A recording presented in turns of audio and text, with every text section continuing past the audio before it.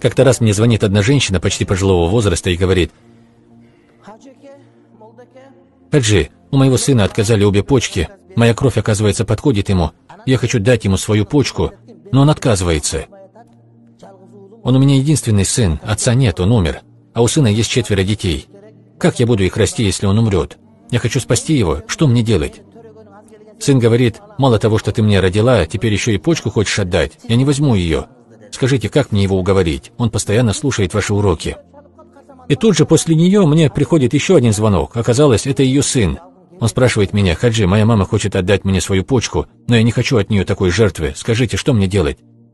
В одно и то же время они звонят мне и плачут. Они оба в этот момент находились в республиканской больнице. Мать звонит с одного конца больницы, а сын с другого. Спрятались друг от друга и звонят мне. Что мне оставалось делать в этой ситуации? Я купил 2 килограмма яблок и пошел в эту больницу, чтобы встретиться с ними и поговорить с доктором. В общем, поговорили с ними. Потом его мать дала свою почку, парню сделали операцию. Она отдала за это все свои деньги, и в результате у ее сына заработала пересаженная почка. Проходит какое-то время, и у него снова отказывает почка, та, которую пересадили от матери.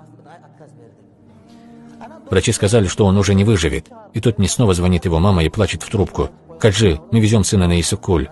Придете, пожалуйста, и помолитесь за него на прощание».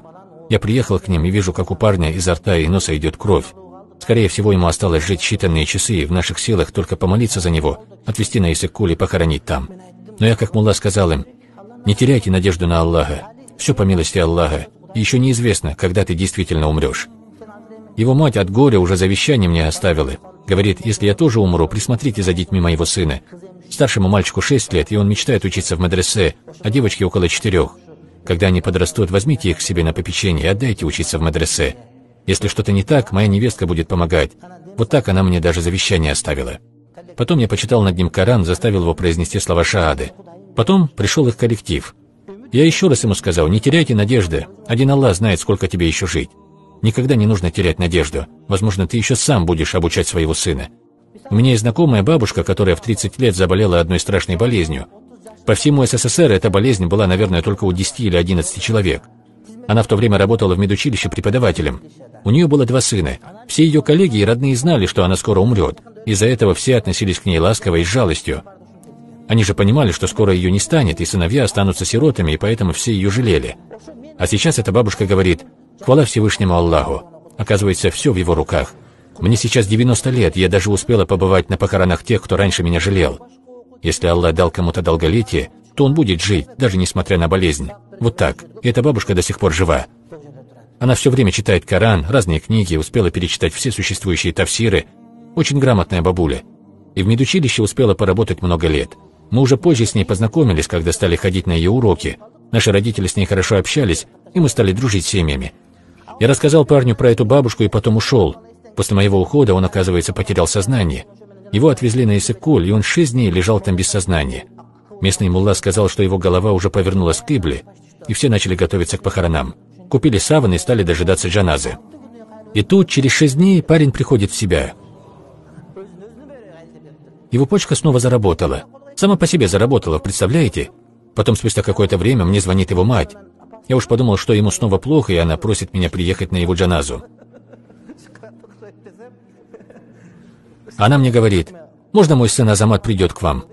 Я удивился: «А как он придет?» «Ну ладно, пусть приходит завтра». Я в тот день был занят на одной свадьбе, и вот я возвращаюсь обратно со свадьбы в свой офис с полным желудком, и тут я вижу, как ее сын, живой, идет ко мне, да еще и с пакетом в руках. Взял с собой жену, детей и пришел в мой офис. Подарил мне иссык-кульский мед, который мы только недавно доели. Вот видите, не нужно никогда терять надежду. Никто не верил, что он выживет, а он сейчас ходит на ногах и даже посещает мечеть по пятницам. Эта история нам показывает, что даже в последнюю минуту нельзя терять надежду. Потеря надежды – это наущение шайтана. Человек, потерявший надежду, способен отступить от веры. Поэтому никогда и ни при каких обстоятельствах не теряйте надежду на лучшее, братья. Некоторые люди сразу начинают терять себя, как только на них наваливаются проблемы. Но так не нужно делать. Когда джигит пешком, народ его оскорбляет, а когда джигит верхом, народ его восхваляет. Поэтому, уважаемые братья, если вы ходите пешком, не расстраивайтесь. Возможно, вам осталось немного для того, чтобы быть верхом. А если ты сейчас сидишь верхом, то не зазнавайся и не смотри на других свысока. Возможно, завтра ты окажешься пешком. Никогда не нужно зазнаваться в достатке и огорчаться в нужде. Никогда не нужно терять надежду на лучшее. Аллах милостивый, Он может спасти вас в любую секунду. Я сам в этом убедился. Я был очень удивлен, когда увидел, что этот парень сам пришел ко мне, сам поднялся на 3-й этаж и